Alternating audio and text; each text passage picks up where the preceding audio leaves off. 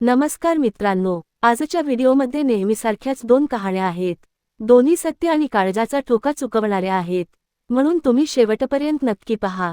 आणि हो, व्हिडिओ पाहिल्यानंतर कमेंट करून नक्की सांगा की तुम्ही हा व्हिडिओ कुठून पाहत आहात. आजची पहिली कहाणी महाराष्ट्रातल्या पुण्याची आहे. पुण्यात एक भाग आहे चिंचवड. याच भागातल्या माणिक कॉलनीत स्थित भक्तिसागर अपार्टमेंटच्या प्लॉटमध्ये 40 वर्षांचा नकुल आनंदा भुयर राहत होता. त्याचा प्रेमविवाह 2018 मध्ये चैत्राली चौधरी नावाच्या मुलीशी झालं होतं. 5-7 वर्षांत त्यांना 2 मुलं झाली. एकाचं नाव युवराज आणि दुसऱ्याचं नाव लक्ष होतं. नकुलसोबत त्याची आई बेबीताई राहत होती, तर त्याचा भाऊ तुषार आनंदा भुयर माणिक कॉलनीच्याच भक्ती अंबर बी विंगच्या फ्लॅटमध्ये राहत होता. दोन्ही भावांचं कौटुंबिक आयुष्य चांगलं चाललं होतं, ज्यामुळे त्यांची आई बेबीताई खूप आनंदी होती. नकुलचा भाऊ तुषार एका कंपनीत वरिष्ठ डिझाईन अभियंता म्हणून नोकरी करत होता. त्यांच्या 2 बहिणी विवाहित होत्या आणि आपल्या सासरी सुखानं राहत होत्या. नकुलनं शिक्षण पूर्ण केल्यानंतर समाजसेवेचा मार्ग निवडला. तो लोकांना मदत करायचा आणि त्यांच्या समस्या सोडवण्याचा प्रयत्न करायचा. त्याचा स्वभाव खूप मिळून मिसळून राहणारा होता, म्हणून त्याचं मित्रमंडळही मोठं होतं. नकुलकडे अनेक तरुण मुले-मुली, त्याच्या वयोगटातील लोक येत असत. गेल्या 10 ते 15 वर्षांत तो या भागात खूप प्रसिद्ध व्यक्ती बनला होता. नकुल पिंपरी चिंचवड महापालिका, पोलीस ठाणे आणि प्रभाग समित्यांमध्ये जाऊन लोकांची मदत करत असे. याच दरम्यान साल 2018 मध्ये त्याच भागात राहणाऱ्या एका तरुणीशी, चैत्राली चौधरीशी त्याची भेट झाली. दोघांमध्ये बोलणं होऊ लागलं आणि हळूहळू त्यांची चांगली ओळख झाली. त्यावेळी चैत्राली महिलांशी संबंधित मुद्द्यांवर काम करत होती, म्हणून दोघांचे विचारही सारखे होते. पहिल्याच भेटीत दोघं एकमेकांना आवडू लागले. काहीच दिवसांत नकुल आणि चैत्राली यांनी प्रेमविवाह केला. लग्नानंतर दोघांचं नातं चांगलं चालू लागलं, ज्यामुळे नकुलची आई बेबीताईही आनंदी होती. सुरुवातीला चैत्राली नकुलच्या समाजकार्यात त्याची मदत करू लागली होती. या दरम्यान चैत्रालीचेही अनेक लोकांशी संपर्क वाढू लागले.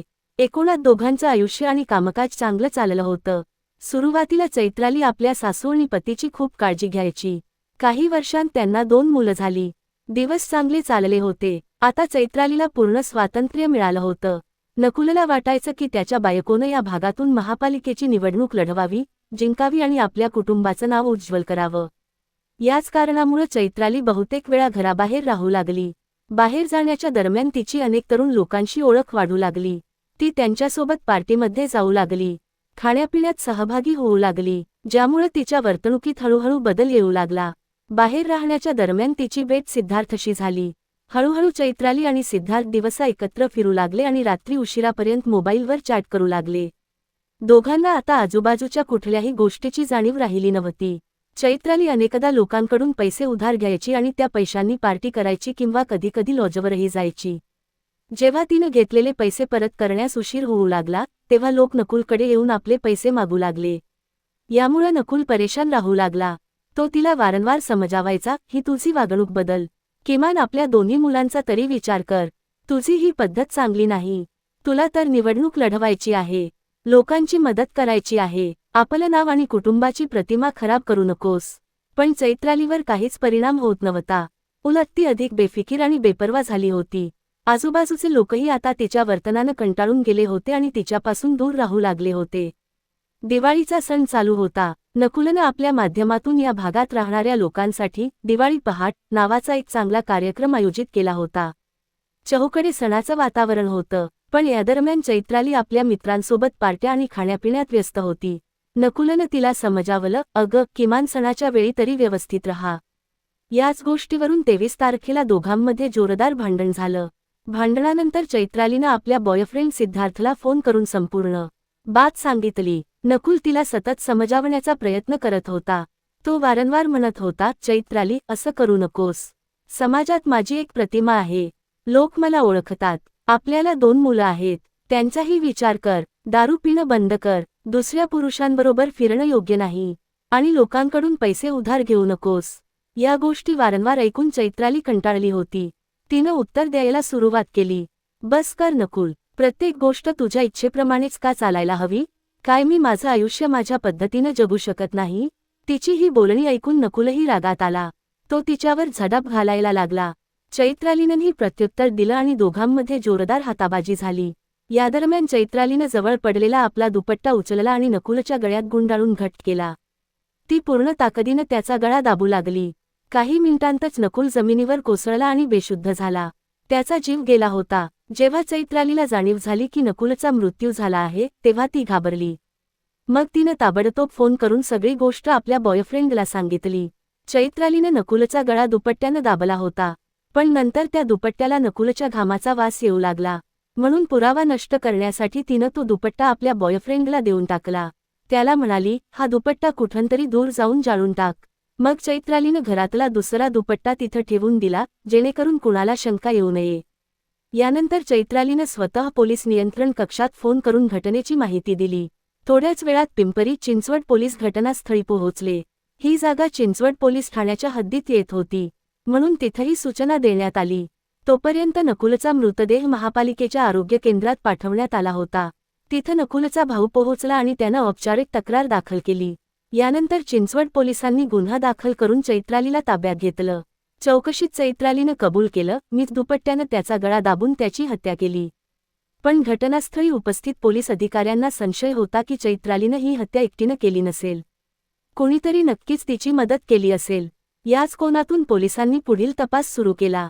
तपासादरम्यान मुखबिराकडून पोलिसांना माहिती मिळाली की चैत्रालीचं वर्तन अलीकडे खूप विचित्र आणि बेपर्वा झालं होतं. चैत्रालीचे सिद्धार्थ दीपक पवार याच्याशी बेकायदेशीर संबंध होते. याच कारणामुळे नकुल आणि चैत्रालीमध्ये अनेकदा भांडणं होत असत.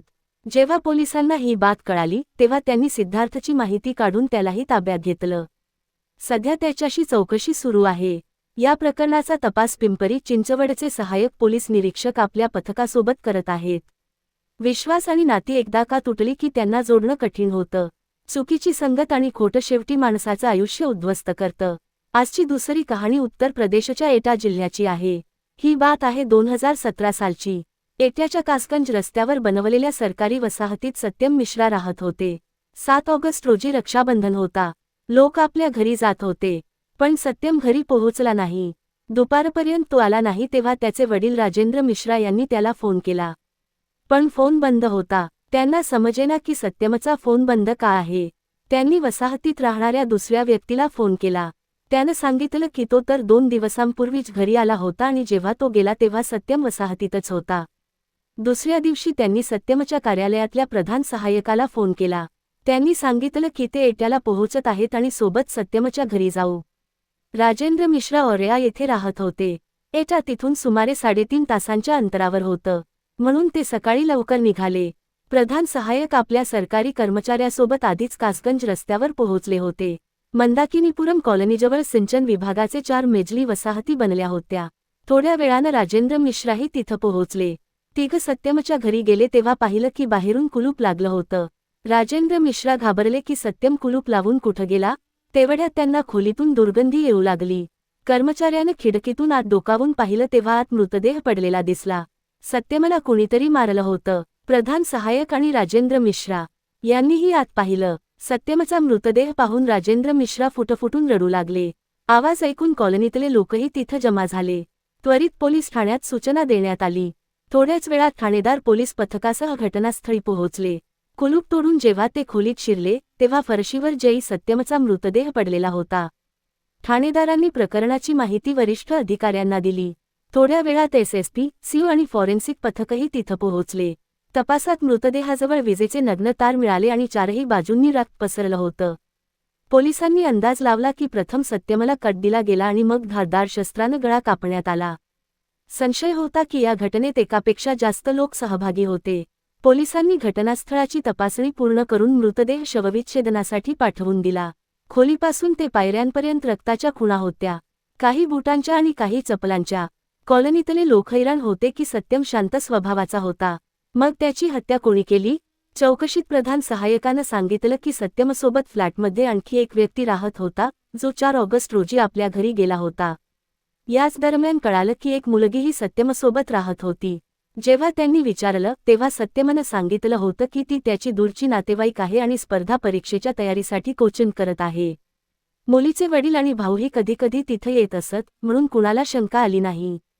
पण आता पोलिसांना 2 लोकांवर संशय आला, त्याच्यासोबत राहणाऱ्या व्यक्तीवर आणि त्या मुलीवर. तपासात कळालं की त्या मुलीचं नाव मोनिका होतं आणि ती मैनपुरी जिल्ह्यातल्या गावची रहिवासी होती. पोलिसांना हे प्रकरण प्रेमत्रिकोणाचं वाटत होतं. त्यांनी मोनिका आणि त्याच्या सहकार्याचे मोबाईल क्रमांक सर्व्हिलान्सवर लावले, पण घटनेच्या 5 ते 6 दिवस आधीपर्यंत त्यांचं लोकेशन एकत्र मिळालं नाही. यावरून वाटलं की दोघांचा थेट हात या हत्येत नाही. ही बाब पोलिसांसाठी गोंधळाची होती. जर हे दोघं सहभागी नव्हते तर सत्यमची हत्या कोणी केली? पोलिसांनी मोनिकाची कॉल डिटेल तपासली तेव्हा कळालं की 5 ऑगस्टच्या संध्याकाळी आणि 6 ऑगस्टच्या सकाळी एकाच क्रमांकावरून तिला फोन आला होता. त्या क्रमांकाचं लोकेशन 6 ऑगस्टच्या रात्री सुमारे 9 वाजता येत्याचं मिळालं. आता पोलिसांना संशय आला की जरी मोनिकानं हत्या केली नसली तरी कारण कुठंतरी तिच्याशीच जोडलेलं आहे. 8 ऑगस्ट 2017च्या रात्री ठाणेदार पोलीस पथकासह गावी पोहोचले आणि मोनिकाला चौकशीसाठी पोलीस ठाण्यात आणलं. चौकशीत मोनिकानं सांगितलं की रक्षाबंधन असल्यानं ती 6 ऑगस्टच्या सकाळी बसनं आपल्या घरी गेली होती. ती म्हणाली की 5 आणि 6 ऑगस्ट रोजी जे फोन तिला आले होते ते तिच्या नात्यातल्या फुपाचे होते, जे त्याच गावी आपल्या कुटुंबासह राहतात आणि दिल्लीत टॅक्सी चालवतात. मोनिकाला अजून कळलं नव्हतं की पोलीस तिला का ठाण्यात आणली आहे आणि त्याच्याबद्दल का विचारत आहे. पण तिला अंदाज आला होता की काहीतरी गडबड आहे. बोलण्यावरून पोलिसांना शंका आली की मोनिका आणि तिचे फुपा यांच्यात काही ना काही संबंध नक्की आहे. चौकशीत मोनिकानं सांगितलं की जेव्हा ती दिल्लीत नोकरीच्या शोधात होती तेव्हा काही दिवस त्याच्याच घरी राहिली होती. नंतर जेव्हा तिला बँकेत नोकरी मिळाली तेव्हा तिनं वेगळी खोली घेतली होती. आता पोलीस त्याच्या शोधात होते. रक्षाबंधनानंतर तो दिल्लीला गेला होता, पण गावकऱ्यांनी सांगितलं की 5 ते 8 ऑगस्टपर्यंत तो गावातच होता. पोलिसांनी त्याला आणि त्याच्या साथीदारांना पकडण्यासाठी अनेक पथकं तयार केली. शेवटी 11 ऑगस्ट 2017 रोजी मुखबिराच्या माहितीवरून पोलिसांनी एट्यात जीटी रोडवर एका एजन्सीजवळून त्याला आणि त्याच्या नात्यातल्या मेहुण्याला पकडलं, जो मैनपुरीचा रहिवासी होता. त्यांच्याजवळून एक तमंचा आणि 4 जिवंत काडतुसे जप्त करण्यात आली. अटकेनंतर दोघांकडून चौकशी सुरू झाली. त्यानं सांगितलं की तो दिल्लीत टॅक्सी चालवतो. त्याच्या नात्यातल्या मेहुण्याची मुलगी मोनिका गेल्या 2 वर्षांपासून दिल्लीत त्याच्या घराजवळ राहत होती. मोनिका नोकरीच्या शोधात दिल्लीत आली होती. सुरुवातीला ती त्याच्याच घरी राहिली कारण तो तिचा नात्यातला फुपा होता. नंतर जेव्हा तिला बँकेत नोकरी मिळाली तेव्हा तिनं जवळच वेगळी खोली घेतली. यानंतर त्याचं येणं जाणं मोनिकाकडे वाढलं आणि दोघांमध्ये प्रेमसंबंध निर्माण झाले. हळूहळू जवळीक वाढली, पण त्याला संशय येऊ लागला कारण मोनिका अनेकदा कुणाशी तरी फोनवर बोलत असे आणि विचारल्यावर काही सांगत नसे. मार्च 2017 मध्ये एक दिवस मोनिकाला कुणाचा तरी फोन आला. तिनं सांगितलं की दिल्लीत तिची नोकरी तात्पुरती आहे आणि तिला सरकारी नोकरी हवी आहे. फोन सत्यम मिश्राचा होता, जो औरैया जिल्ह्यातल्या एका गावचा रहिवासी होता. डिसेंबर 2016 मध्ये त्याला एट्याच्या सिंचन विभागात जेईची नोकरी मिळाली होती. सत्यम आणि मोनिका जुने मित्र होते. त्यांची मैत्री तेव्हा झाली होती जेव्हा ते बांदा येथील पॉलिटेक्निक संस्थेत एकत्र शिकत होते. शिक्षण पूर्ण झाल्यानंतर दोघं नोकरीच्या शोधात लागले. काही काळानंतर सत्यमला उत्तर प्रदेश सिंचन विभागात कनिष्ठ अभियंत्याची नोकरी मिळाली आणि त्याची पहिली पोस्टिंग एट्यात झाली. दोघांमध्ये फोनवर बोलणं आधीसारखंच सुरू होतं. मोनिका नोकरीच्या शोधात दिल्लीत आपल्या फुपाकडे गेली होती. तिथं तिला बँकेत तात्पुरती नोकरी मिळाली. जेव्हा तिनं ही बात सत्यमला सांगितली तेव्हा सत्यमनं तिला समजावलं की खाजगी नोकरीत वेळ आणि मेहनत दोन्ही वाया जातात. तो म्हणाला की चांगलं होईल की माझ्याकडे येऊन कोचिंग कर आणि सरकारी नोकरीची तयारी कर. सत्यमनं तिला विश्वास दिला की आता जेव्हा त्याची स्वतःची नोकरी लागली आहे तेव्हा मोनिकाचा खर्च तो स्वतः उचलेल. सत्यमचं बोलणं मोनिका योग्य वाटलं आणि ती दिल्लीहून एट्याला गेली. सत्यमनं तिचा एका कोचिंग सेंटरमध्ये प्रवेश करून दिला. ती सत्यमच्या घरी राहून स्पर्धा परीक्षेची तयारी करू लागली. त्यावेळेपर्यंत त्याला मोनिका आणि सत्यमच्या मैत्रीबद्दल काही माहिती नव्हती. एट्यात आल्यानंतर मोनिकानं त्याला फोन करणं बंद केलं. तिचं हे वर्तन त्याला खटकू लागलं. अस्वस्थ होऊन तो एक दिवस एट्याला पोहोचला. तिथं त्याला कळालं की मोनिका सत्यमसोबत सरकारी वसाहतीत राहते आहे. त्यानं मोनिकाला समजावलं की सत्यमसोबत राहणं योग्य नाही. जर तिला कोचिंग करायचं असेल तर कुठल्यातरी वेगळ्या खोलीत राहायला हवं. मोनिकानं सांगितलं की सत्यमनं तिचा कोचिंग सेंटरमध्ये प्रवेश करून दिला होता आणि प्रत्येक प्रकारे तिची मदत करत होता. म्हणून त्याच्याकडे राहणं तिला चुकीचं वाटलं नाही. त्याला वाटलं की मोनिका आता बदलली आहे आणि सत्यममुळे ती त्याच्यापासून दूर होत आहे. आधी जी मोनिका प्रत्येक वेळी त्याच्या प्रेमाच्या गोष्टी करत होती ती आता सत्यमच्या जवळ आली होती. त्याच्या मनात सत्यमसाठी द्वेष निर्माण झाला. त्यानं ठरवलं की सत्यमला मोनिकापासून दूर करावंच लागेल. सत्यमच्या घरात आणखी एक व्यक्ती राहत होता, जो आजमगडचा रहिवासी होता आणि त्याला दोघांच्या मैत्रीबद्दल माहिती होतं. सत्यम शांत स्वभावाचा मुलगा होता. त्याचे वडील एका एजन्सीत मेकॅनिक होते आणि आईनं दूध विकून त्याला शिकवलं होतं. नोकरी लागल्यानंतर त्याच्यासाठी लग्नाचे संबंध येऊ लागले होते, पण तो चाहत होता की आधी त्याचा धाकटा भाऊ शिक्षण पूर्ण करो, त्यानंतरच तो लग्न करेल. सत्यम आणि मोनिकाची जात वेगळी होती, पण यामुळे त्याच्या प्रेमावर काही परिणाम झाला नाही. मोनिका सुंदर होती आणि शिक्षणातही हुशार होती. सत्यमला वाटायचं की जेव्हा मोनिकाचीही नोकरी लागेल तेव्हा दोघं लग्न करतील, पण त्याला हे माहिती नव्हतं की मोनिकावर केलेलं प्रेम त्याच्यासाठी इतकं जड जाईल. मोनिकानं कधी सत्यमला आपल्या फुपाबद्दल सांगितलं नव्हतं. इतकंच नव्हे तर तिचे इतरही संबंध होते. एक तर तिच्याशी लग्न करण्यासाठी इतका उत्सुक होता की तो मोनिकाच्या घरीपर्यंत पोहोचला होता आणि तिच्या आई वडिलांशी बोलूनही आला होता, पण मोनिकाच्या घरच्यांनी लग्नाला साफ नकार दिला. ही गोष्टही मोनिकानं सत्यमपासून लपवली होती. सत्यम आपल्या कामात निपुण होता आणि अधिकारीही त्याच्यावर खुश होते, पण तो त्याला नेहमी खटकत होता. जेव्हा जेव्हा तो मोनिकाला फोन करायचा ती त्याला विसरून जाण्याची गोष्ट करायची, तर तो तिला सोडण्यास तयार नव्हता. त्याचा एक नात्यातला मेहुणा दिल्लीत कुठल्यातरी गाडी चालवत होता. दोघांची कधीकधी फोनवर बोलणं होत असे. एक दिवस त्यानं मेहुण्याला आपली प्रेमकहाणी सांगितली आणि त्याच्याकडून मदत मागितली की त्यानं कसंतरी मोनिकाला समजावावं जेणेकरून ती त्याच्या आयुष्यात परत यावी. मेहुण्यानं मदत करण्याचं आश्वासन दिलं, पण तो हे समजू शकला नाही की ज्या मुलीला तो आपल्या मेहुण्याच्या नात्यात परत आणण्याचा प्रयत्न करत होता तीच त्याच्या बहिणीचं घर उद्ध्वस्त करेल. रक्षाबंधनावर त्यानं गावी येण्याची योजना केली आणि 5 ऑगस्ट 2017च्या संध्याकाळी मोनिकाला फोन करून सांगितलं की तो सकाळी कार घेऊन येईल आणि चाहत असेल तर ती त्याच्यासोबत एट्याहून गावी जाऊ शकते. मोनिकानं त्याला कुठलंच उत्तर दिलं नाही. 6 ऑगस्टच्या सकाळी ती सत्यमसोबत एटा बस स्थानकावर पोहोचली. तिथं योगायोगानं तोही मिळाला. त्याच्या सांगण्यावरूनही मोनिका त्याच्या कारमध्ये बसण्याऐवजी बसनं गावी गेली. ही बात त्याला वाईट रीतीनं चटकली. त्याला वाटलं की हे सगळं सत्यममुळं होत आहे आणि त्याच क्षणी त्यानं सत्यमला रस्त्यावरून हटवण्याचा निर्णय घेतला. त्यानं मेहुण्याला बोलावून सगळी बात सांगितली. मेहुण्यानं आपल्या 3 मित्रांना फोन करून बोलावून घेतलं. तिघही त्याच भागातले रहिवासी होते. 5 जणांनी मिळून सत्यमच्या हत्येची योजना केली. त्यांनी बियर विकत घेतली आणि कारनं येण्यासाठी निघाले. त्या दिवशी सत्यम घरी एकटा होता. त्याचा साथीदार 2-3 दिवसांपूर्वीच घरी गेला होता आणि सकाळी मोनिकाही गेली होती. दोघं गेल्यानंतर सत्यम निश्चिंत होऊन विश्रांती घेत होता. रात्री सुमारे 9 वाजता दारावर टकटक झाली. सत्यमनं न विचारता दार उघडलं. बाहेर मोनिकाचे फुपा काही लोकांसोबत उभे होते. सत्यम त्याला ओळखत होता, पण त्याच्यासोबत आणखी 4 लोकांना पाहून तो हैराण झाला. तोपर्यंत तो अशी चूक करून बसला होता जी आता सुधारणं शक्य नव्हतं. काही न बोलता त्यांनी सत्यमवर हल्ला केला. सत्यम जमिनीवर कोसळला. यानंतर त्यानं सोबत आणलेल्या कुऱ्हाडीनं त्याच्या डोक्यावर आणि गळ्यावर अनेक वार केले.